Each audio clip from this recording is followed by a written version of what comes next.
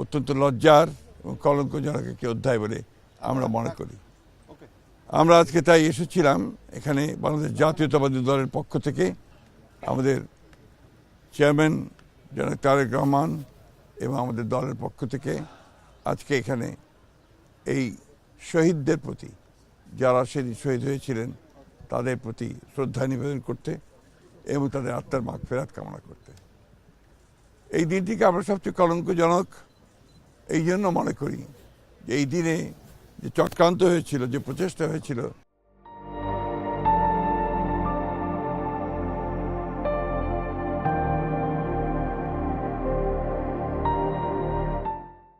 যে বাংলাদেশের পুরো যে নিরাপত্তা ব্যবস্থা, সেই ব্যবস্থাকে ভেঙে দেওয়ার একটা গভীর চক্রান্ত হয়েছিল।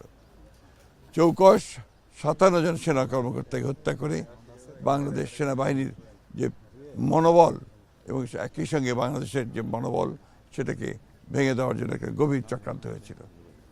আল্লাহর অশেষ রহমতে বাংলাদেশের জনগণ তাদের স্বাধীনতার সার্বভৌমত্বকে রক্ষা করবার জন্যে এবং একই সঙ্গে গণতন্ত্রকে রক্ষা করার জন্যে তারা ঘুরে দাঁড়িয়েছে এবং বিগত নির্বাচনের মধ্য দিয়ে আজকে বাংলাদেশ জাতীয়তাবাদী দল রাষ্ট্র পরিচালনার দায়িত্ব পেয়ে বাংলাদেশের স্বাধীনতার সার্বভৌমত্বকে সুসংহত করা এবং গণতন্ত্রকে প্রতিষ্ঠা করবার একটা বড় সুযোগ পেয়েছে।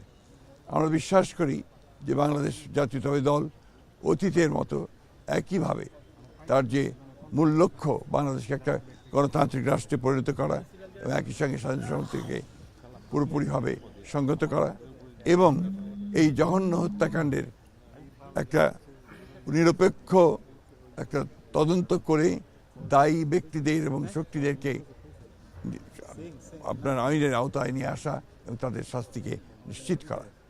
আমরা আবার আমাদের সেই শহীদদের প্রতি গভীর শ্রদ্ধা জানাচ্ছি এবং তাদের পরিবার পরিজনদের প্রতি আমাদের সমবেদনা জানাচ্ছি এবং এই জঘন্য হত্যাকাণ্ডের আমরা তদন্ত দাবি করছি।